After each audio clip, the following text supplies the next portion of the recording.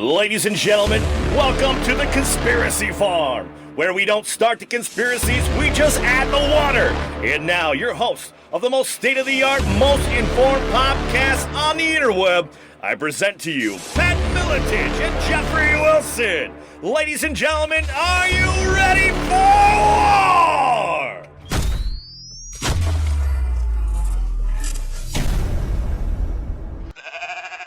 We all know what that sound means, ladies and gentlemen. We are locked and loaded with another episode of the Conspiracy Farm. Jeffrey Wilson riding shotgun with my partner in crime, Pat Miletich. We have been away for a couple weeks, ladies and gentlemen. We apologize. We had some technical difficulties which we had to resolve. They persisted, but they are gone now, and I am just absolutely stoked to have our guest today. But before we get into it, man, I have to say, we have a potential sponsor who is very interested in doing some business with the Conspiracy Farm. Grip6.com. They provide, the belts that they make are absolutely insane. They're made straight out of the United States and Salt Lake City, Utah. All the materials are resourced right here in the United States. Grip6.com. I'm actually rocking one right now. I'm wearing one myself also. Both rocking the Grip6.com. But shout outs to them, and hopefully we can have a nice, long, healthy relationship. Man, today, our guest, my friend, we scored a big one.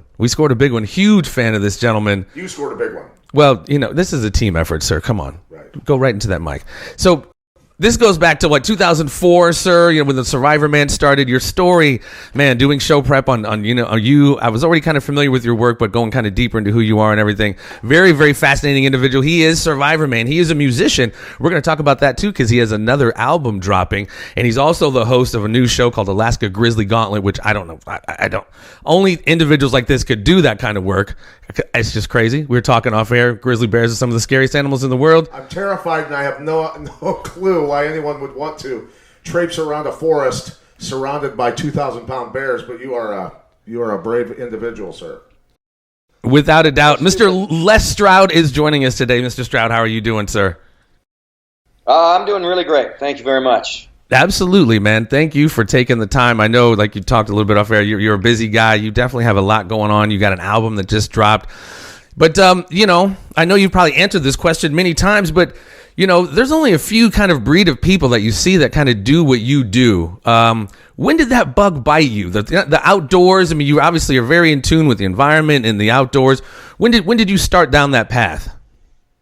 The bug, to go to the bug biting question, that probably would have been when I was pretty young. I grew up in the suburbs of a city. I was not raised by wolves. That would be the great cliche way to answer, but sadly I was not raised by wolves, but I was in the suburbs, and my love of nature was really fueled by watching Jacques Cousteau and Tarzan movies. Awesome. And Wild Kingdom, and that got interrupted when I discovered music. But the bug, I was bitten by the bug pretty darn early. As soon as I could watch, sit up and watch those shows in the 70s, that was it, man. Nature was everything for me. Yeah, how many people out there have, right after their marriage, decided to live in the forest for a year with their new bride? And how many brides could you find that would be willing to do that? And you guys roughed it for a year in Northern Ontario in the forest, right?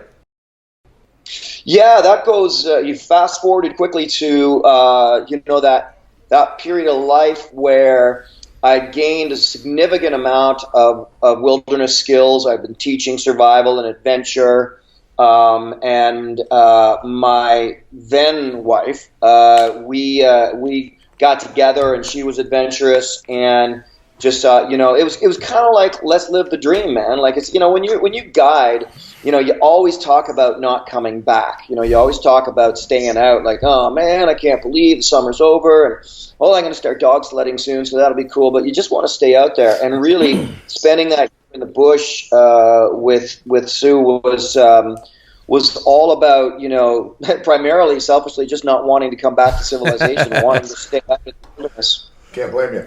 No, and I'm with you there. No, we did definitely fast forward. I definitely want to talk about Off the Grid. I watch that documentary all the time when I kind of feel inspired to cut my electronic digital leash. But you started in music. Obviously, like I said, you have an album dropping, but your original passion back in Canada was music. When did that bug bite you? Because you got some skills and you got some chops, sir. You can sing. Well, thanks. Yeah, the new album's called Bittern Lake, dropped 2 days ago, and already got a review on Rolling Stone for the video I did of Big Yellow Taxi. But to answer your question, I was around 14, and short story is I discovered rock and roll. And, you know, the funny thing is that created, instead of a diverging paths where okay, I dropped the adventure and nature and I just went into music. I kind of did do that, but I never quite dropped the adventure. And then the path was like music for like 10 years. That's all I wanted to do until I was about 25. And I was about 25, 26 when I went back to adventure and nature. But all through that period, my eye was still out towards, getting in canoe trips and doing things like that, even though I was, writing songs and playing rock and roll. So this new album, what percentage of those songs were written, the lyrics, while you were, on an adventure? So the way it works for me is I never take a guitar out there with me. I prefer to get out and just let the bush be the bush. Let everything that's going to happen, take it all in. And then later, like tonight, I'll be sitting on my couch, maybe a glass of wine, just sitting there, or a beer, and a guitar, and I'll start, playing. And that by then, something from months ago or weeks ago that I spent time out, on the water or in the bush or something like that, has percolated through and then comes out creatively. That's seems to be the way I do it.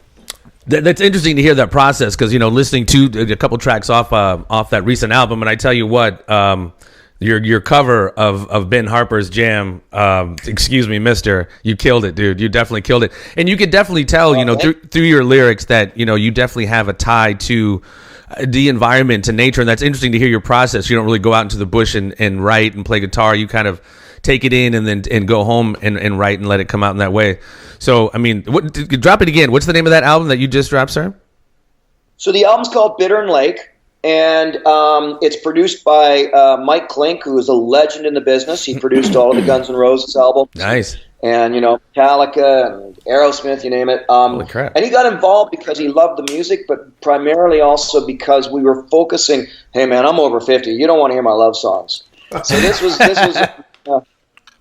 was material about, either celebrating nature, protecting nature, the wilderness, because the core of my mission, even as Survivorman, was always to get people back out in the bush. And Mike respected that, and he jumped on it, and he loved what I was doing musically, especially because there was a message. And also because I don't really pull punches either. If the message is a hard one, I go there. And so like the Ben Harper tune, he did a little funky, a little, classic Ben acoustic, and I just wanted to rock it up and go darker. I went darker with his, darker with Joni Mitchell's Big Yellow Taxi, darker with Bruce Coburn's If a Tree Falls. And it's not that I did a whole bunch of covers. A lot of my albums are primarily 90% original, but in this case, Mike and I thought these would be some great songs to include. Yeah. So let's go back to your adventures in the wild. I mean, you've had some close calls. You've had some animals, some predators hunt you a little bit. You've had, everything from a rollover in Mongolia. You've had a lot of crazy stuff happen to you. What's probably the most hair-raising experience you've had during all of your time in the wilderness?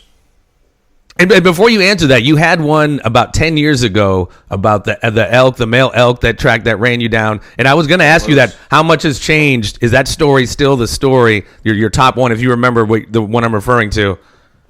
Yeah, it was a moose, actually. And I think to pull off the word that you just said, like the hair raising, yeah, it'd be the moose one. The jaguar was kind of wild and crazy and bizarre, but I felt like I had it under control.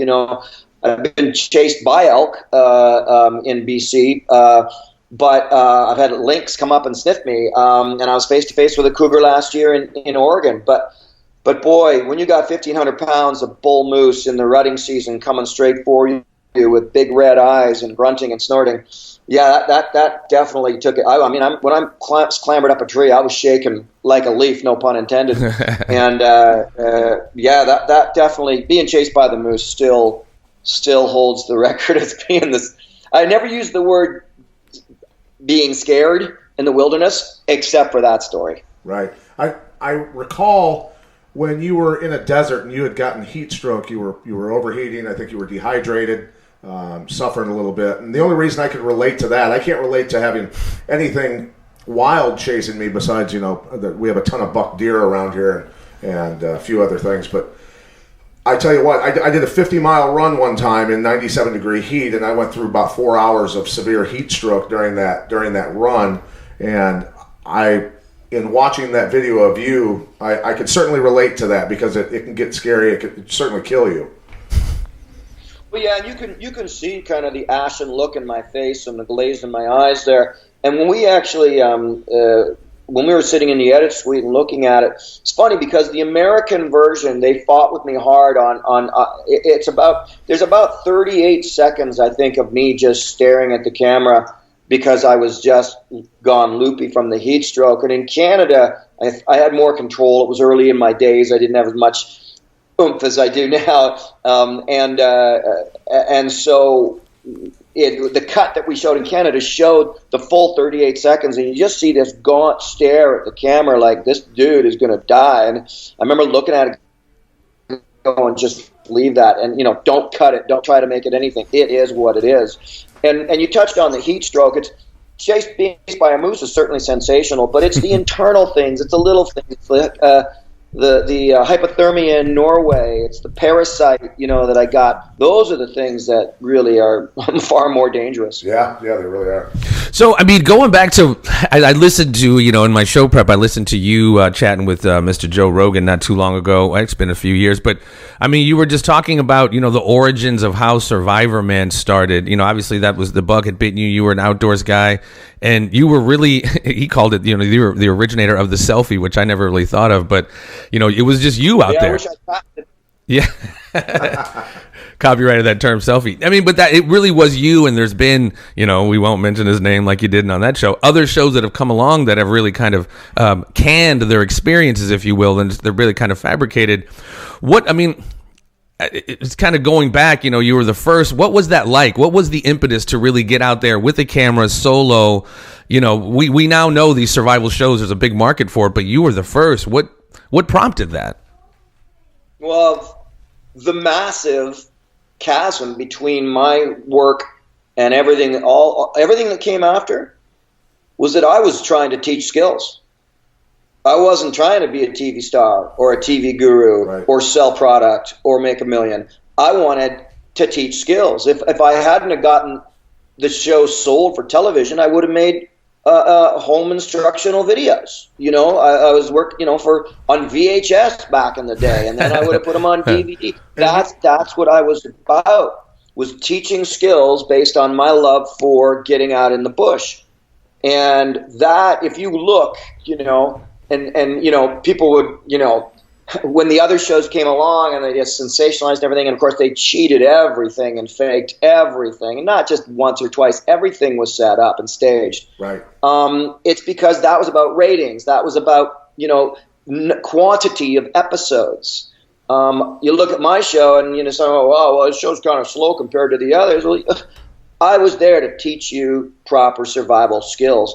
And you know what? If you think of what was my bar, what was my standard, I wanted to be able to look my survival cronies in the eye, in the eyes, and have them go, good show, man. Not like, Stroud, what are you doing teaching that crap? And the network made me do it because it's more exciting for the screen, no, man, I wanted to teach a firebow right or a shelter right and talk about it. That's why in some shows I even broke into the odd cabin, because that's what you do, So that's the difference. And it was you started off by asking me how did it feel. Well, what felt was, it just felt great that I was able to, on a larger scale than I ever dreamed, teach the skills I love. That's what it was all about. And I think this is just another example of becoming successful because you were passionate about doing something, not because you wanted to be a star, not because, the money, the fame, the this, the that. You were passionate about what you were doing, and that's why you did become a star. That's why so many people did follow you, because of your passion. And I have to ask you, as a kid, I spent a lot of times in the woods, the forest, on the river, doing a lot of stuff. Haven't done that because of life has gotten crazy. I'm on 180 flights a year, doing broadcasts all over the country constantly. So I haven't had time to get back to what I used to be able to do. But what are the things that most likely are going to cost someone their lives when they find themselves in the wilderness? What are the biggest mistakes that people make that cost them their lives? Well, I can tell you that the underlying cause for these mistakes that you're asking about is real simple. Too casual, too cocky, overconfident. It's like I like to say a lot of times, there's two ways to say the phrase, I got this. One is to ensure still confidence. People go, okay, listen, man, I got this. That's one way to say it, because then you're just instilling confidence. And the other way is to go, I got this. That's the wrong attitude. That's the wrong way to say the same phrase. And that is where the problems start, right down to lack of preparation. I'm not, it might surprise you, but I'm actually not a gear geek. A lot of my cronies are gear geeks. I say that with love, but a lot of them are gear geeks. They got way too much stuff, and they got their packs and everything. But that said, man, what is it? An ounce of prevention? Worth a pound of cure, for sure. Yeah, a big thing in survival is that preventative of knowing. Give you an example. Last weekend, I hiked for 5 days in the Marble Mountains in Northern California. And we attempted to go to a particular lake. And I loosely had the trail and the maps from online, but I didn't go the extra degree I would normally go. We could have drove the extra 12 miles and gone down and picked up the proper routes map and come back and start. We got this. Well, we didn't get lost, but we wasted 2 days trying to find a lake we never did find. Wow. And there was, at one point we were on the side of the hill, and I said, all right, look, at this point, we've lost the trail entirely. So this is now bushwhacking. You and I did not come here to bushwhack. We didn't plan bushwhacking. Bushwhacking is a frame of mind. I bushwhack all the time, but I get ready for bushwhacking. That's a mindset. We came here to follow established trails that say PCT, and this way to Rainy Lake and that way to Sulphur Springs or whatever.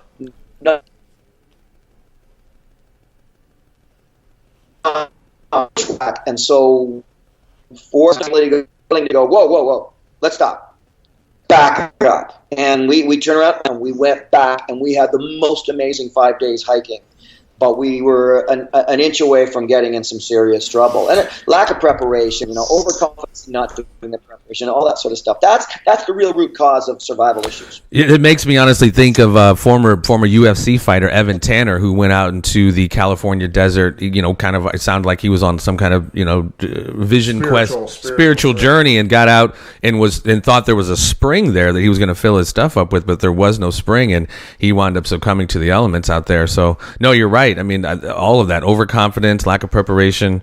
And on the contrary to that, or the opposite end of that spectrum, I don't know if you're familiar with Rulon Gardner, Olympic heavyweight wrestling champion. He was a Montana boy, and their plane went down in Montana into a lake, and he had to swim. And I believe it was freezing out. The lake hadn't frozen over yet, but they were lost, I believe, for 5 days. He lost a couple toes, but those guys ended up living.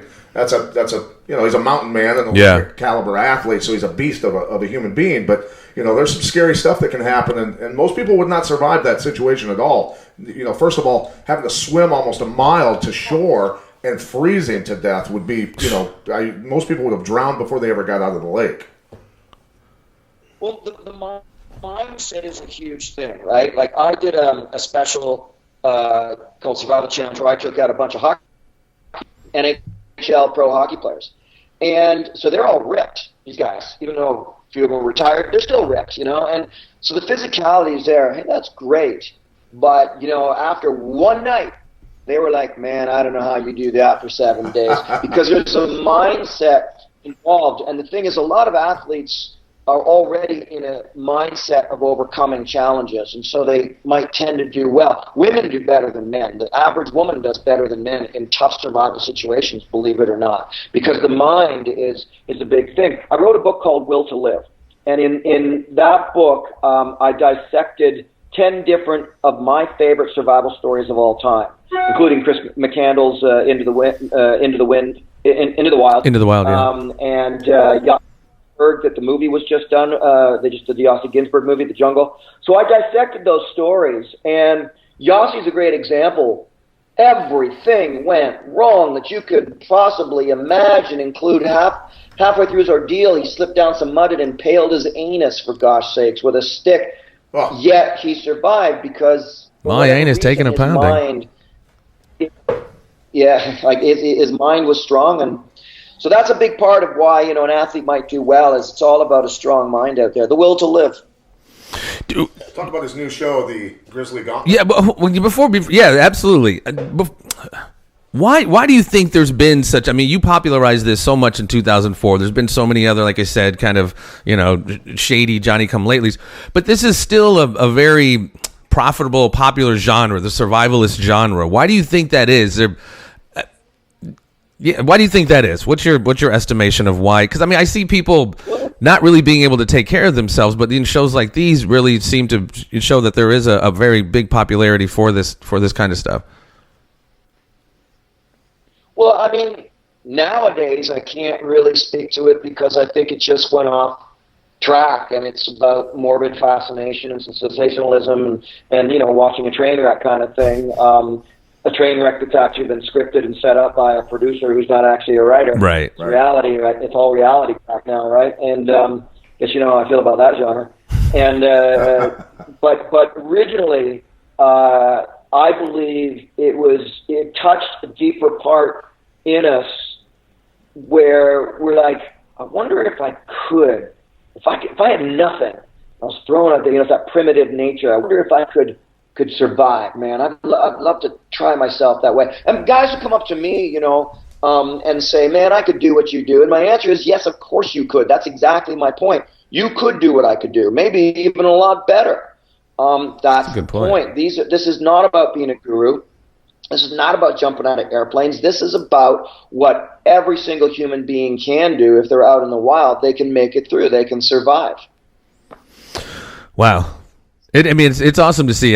Definitely, getting back to, it sounds corny, getting back to nature, but having those self-sufficient skills at the beginning of Off the Grid, and I want to talk to you about that in your new show. If any emergency struck, a man should be able to leave his home with nothing more than the clothing on his back and feel like he had left nothing behind. And that's from Thoreau in 1842's Walden. And that's a pretty poignant statement. And I hope more people can kind of become more self-sufficient like that, because we're very accustomed to our creature comforts, our electronics, et cetera, but let the power grid go down, or let something bad happen, and it really kind of shows who has what it takes to kind of survive. The new show, man, we were talking off air, grizzly bears just frighten the shit out of me. I don't even know how you kind of do what you do. Talk to us a little bit about the new show you have on National Geographic, Alaska Grizzly Gauntlet. Yeah, well, it's going to be a short-lived affair. I mean, it's done really well, but I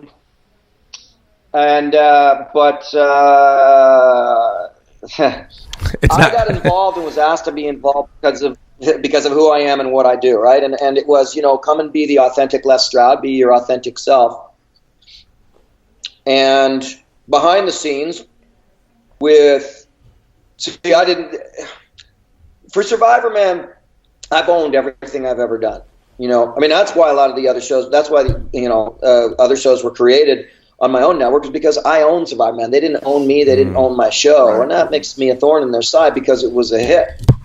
But can I keep going? Oh, yeah, I think I lost one of you. Yeah, we're good? The problem with me owning the show is, it gave me a lot of strength and a lot of courage to stick up for how I believe things should be taught and shown. And so I didn't cheat the show. I stuck with it, and I was all about teaching these skills. So fast forward to Alaska's Grizzly Gauntlet, and hey man, I loved National Geographic, but I was brought in to be that guy, and no compromising. And that's what I said, I'm no compromise. But when I got out there, I was teamed up with a producer who wanted to make a reality TV show. I fought, I had to fight tooth and nail to get the show on, to be what it is on air that you've seen or that you may watch, because there was, a lot of emphasis put on creating stories that didn't happen. I wouldn't let that be. So you are seeing a real story. I am proud of the series. It was a lot of work. The idea was to have me out there with the wildlife and kind of documenting how they survive. What's the mindset of a grizzly bear for survival, or the mindset of a polar bear for survival? And we did get there. We did see all of that and document it. So I think it's a pretty cool series. I know it rated very well. But suffice it to say, maybe I'm shooting myself in my own foot right now. I don't know that there'll be any more, because the cost of being authentic is slowness. The cost of quality is expensive, and that's why nobody could really do a show like Survivorman for real, because it hurts and it takes a long time. And I had a very dedicated team back at camp that could edit the type of stuff that I would shoot, which is not cookie cutter. And most of television these days, listen, man, I don't want to, burst everybody's balloon and tell Virginia there's no Santa Claus, but there's a lot of reality TV being made these days, and sorry, but none of it's real. And that includes a lot of stuff passing itself off as documentary. Well, I've worked in TV. I've been an actor for 10 years, but I also worked in TV production for several years before that, and that's my degree, what I have in. And I worked on a couple reality sets, and I was not necessarily shocked, but it was just like, wow. There's no such thing as unscripted. Yeah, it was. Well, exactly. And, and no offense to the genre, and hey, Godspeed to it. And if you love watching reality TV, great. But, I mean, it's like you talk about nutrition. I drink wine and beer. I'd be the first one to tell you, hey man, they are not good for me. But pass me a glass. And it's the same thing. If you're watching reality TV and you get it and you realize this stuff is absolutely set up, staged, and faked and written, and often not written by not by good writers now, because the budgets are low. They're written by the guy who had the idea, who had a friend who knew somebody at the network, and he gets a show on air. Now he's writing this nonsense about an exterminator or people living in Alaska or survival, and it's all staged crap. No, and I appreciate your touches of reality. What I appreciate and relate to you most of all is you're a purist, and in terms of I can relate that to my sport of mixed martial arts that I competed in and coached in. There's an epidemic now of athletes that can't make weight, and that never existed when I was competing or coaching. We always made weight, no matter how much weight you had to cut to make weight for a fight. You did it. I mean, I was 10 pounds over an hour before weigh-in, and I lost 10 pounds in an hour. I tortured myself and maybe almost killed myself, but I made the weight. And I had a conversation with a promoter who's does big shows, and I said, you need to be responsible for changing the pattern of what's going on. This is an epidemic, and people doing this, and I'm disgusted by it. So I think the next person that doesn't make weight, you cut them on the spot. They lose their job. You pay their opponent because they made weight and they showed up, and you change things. And so you speaking out about the fake shows and all the other stuff, I think is important. Well, I mean, you know what the problem is? We're too earnest. I've had network executives say to me about a pitch, which is like a little written pitch I've given you. Well, Les, it's a little bit too earnest. And I'm like, wow, it's too earnest. Jeez.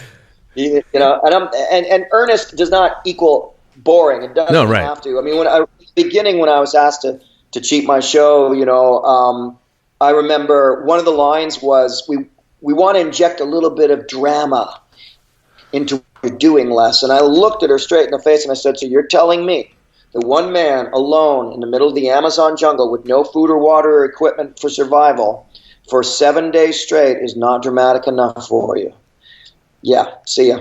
Right. And I just didn't listen. I still just did what I did. It is an epidemic. It's an epidemic of it's a culture of accepting fraud, lies and fraud. I mean, we just go with it because it's, I don't know what, cool. I don't, sometimes I'll say, oh, just call me old school. Well, don't call me old school. How about you call me somebody who's interested in the truth, no matter how hard it is.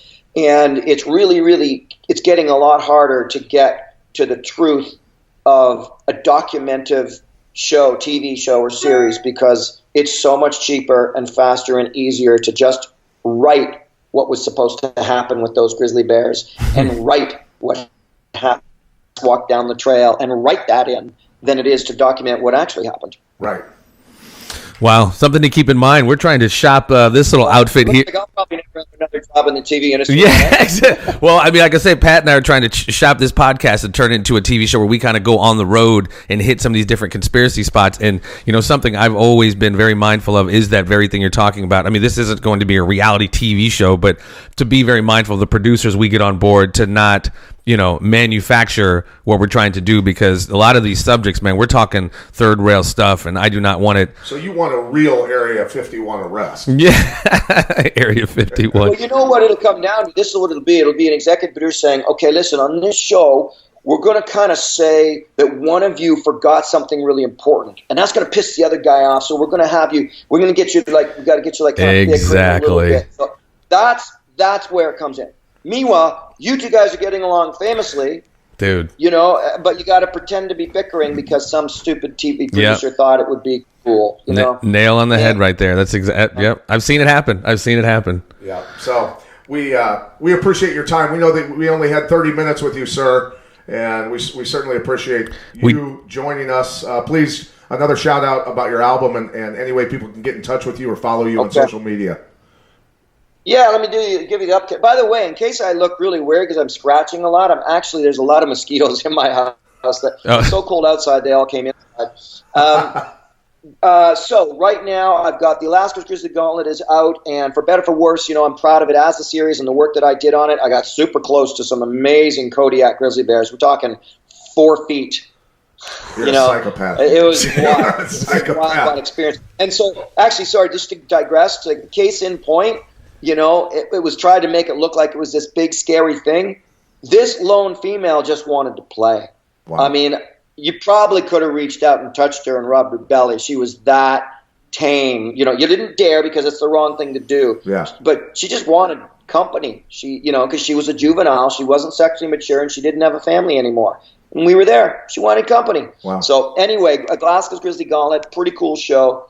And then my brand new album's called Bittern Lake, produced by Guns N' Roses producer Mike Klink, and 2 new videos, one for Big Yellow Taxi and one for my own lead single, How Long, directed by Matt Mahurin, who did all of U2's and Tom Waits and Metallica and Disturbed Sound of Silence. You're hooked up with some winners. Yeah, tremendous director. And then I'm just finished putting the finishing touches on a brand new feature documentary film. It's a dark subject matter. It's about a school shooting. And I'm working with Bruce Coburn, and Robbie Robertson is giving me some music as well. But we're just about done to release that. And other than that, you know, always talking with the networks. Maybe not after this. But, maybe not Nat Geo, but... I mean, you know, like I said, man, they know... At least they better know when they, like you guys need to know, when you call me, you get what you ask for. You know, this is it. This is me. I'm just a. That's why we became fans. They should recognize that. Yeah, everyone should recognize it. It makes me, you know, I realized, you know, someone said to me when I was stressing out about that series because I really wanted it to be, you know, the real thing, you know, and. You know, everybody asks like, "Well, it's not Geo; it's going to be real." Well, you know that you know. Oftentimes, I don't want to swear on your show. I don't know how much I'm allowed to say. You can say whatever you like, sir. Well, I'll try and say it gently, so you can play it again. The reality is sometimes, like, I'm not claiming moral high ground, but when you all agreed to something and you're the one in the room going, "Guys, we all agreed," and now everybody wants to sell out and compromise. You're the a-hole. You're the guy holding up, you know, so, right? Guys, and that's me. I'm that guy who's like, this isn't why we all came here, guys. And it was like that for Survivorman, and it's like that with my music. You know, I'm trying to pull no punches and just get out there in the face of it, man. I want to stay in the trenches for the rest of my life. Yeah, we can follow you on Twitter, Instagram. Yeah, LesStroud.ca is the website. Twitter, Facebook, Instagram it's all real Les Stroud. That's me. And of course YouTube and iTunes. The new album called Bittern Lake is out on iTunes and Spotify and that's spelled Bittern Lake, ladies and gentlemen, Bittern Lake. And yeah, when you drop that documentary or anything, man, you are absolutely welcome to come back. I honestly, man, you are a breath of fresh air, my friend. I've been a huge fan, but to hear your like real, raw, genuine authenticity, man, it's a breath of fresh air, and we really need more of that, especially in the freaking entertainment TV business, man. Keep doing what you're doing, and continued success, brother. Thank you. I'll probably get in trouble for it, but thanks. Hey, that's all right, man. Let justice be done, though the heavens fall. That's what we do here on this show as well. Ladies and gentlemen, he has been awesome with his time. Survivorman, man, kick-ass human being, Mr. Les Stroud. Peace, ladies and gentlemen. Stay tuned. There will always be more.